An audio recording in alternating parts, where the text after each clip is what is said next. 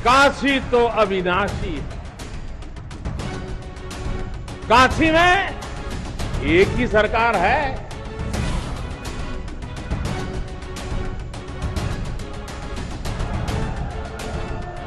जिनके हाथों में डमरू है, उनकी सरकार है।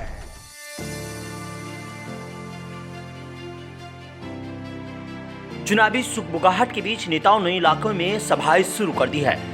आलम यह है कि बीजेपी सत्ता को बचाने के लिए एड़ी चोटी का जोर लगा रही है, तो समाजवादी पार्टी रालोद समेत विपक्षी दल सत्ता में वापसी की पुरजोर कोशिश कर रहे हैं। एक तरफ अखिलेश और जयंत अपनी रैलियों में अजय मिश्रा टेनी से लेकर के किसान आंदोलन और बढ़ती महंगाई को मुद्दा बना रहे हैं, तो वहीं सत्तारूढ़ बीजेपी भी 2013 के दंगे, मंदिर मस्जिद को मुद्दा बना रही है। गंगोह विधानसभा क्षेत्र यूपी के सहारनपुर जिले में पड़ती है। यह विधानसभा सीट 2012 में अस्तित्व में आई थी। अभी तक इस सीट पर 2 बार ही विधानसभा चुनाव हुए हैं।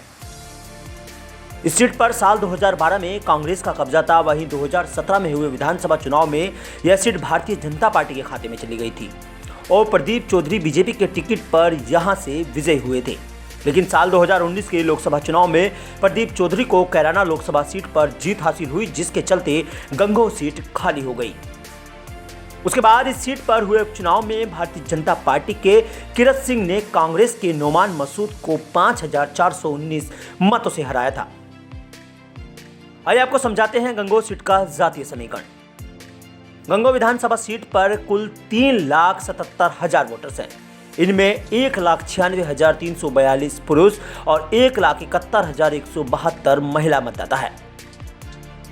गंगोह विधानसभा सीट पर करीब 93,000 मुसलमान, 47,000 दलित, 29,000 गुज्जर, सैनी और 19,000 मौर्य और करीब 15,000 राजपूत, 12,000 ब्राह्मण, 14,000 से ज्यादा कश्यप हैं।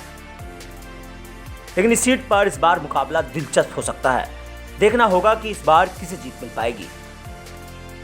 तो वहीं इस बार सपा रालोद गठबंधन में चुनाव लड़ रहे हैं और इस बार नोमान मसूद खुद रालोद में शामिल हो चुके हैं और गंगोह सीट के प्रबल दावेदारों में से एक है। देखिए, सन 1976 में चौधरी चरण सिंह जी आए थे और 1979 में चौधरी साहब जाकर के देश के प्रधानमंत्री बन गए। उसके बाद 78 में इंदिरा गांधी जी आई थी, 80 में वो प्रधानमंत्री बन गई।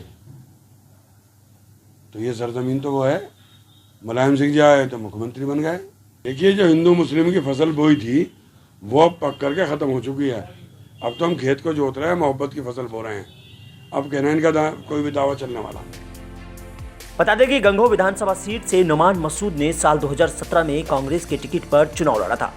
तब कांग्रेस और सपा का गठबंधन था, लेकिन इस सीट पर सपा के प्रत्याशी ने भी ताल ठोकी थी और नोमान करीब 38,000 वोटों के अंतर से भाजपा के प्रदीप चौधरी से हार गए थे।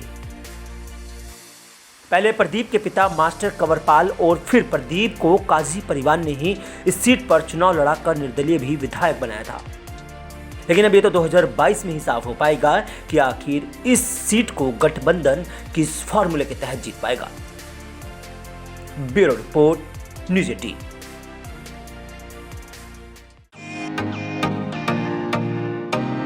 फेसबुक और यूट्यूब के बाद अब आपका पसंदीदा चैनल न्यूज़ 18 डेली हंट पर भी फॉलो करें।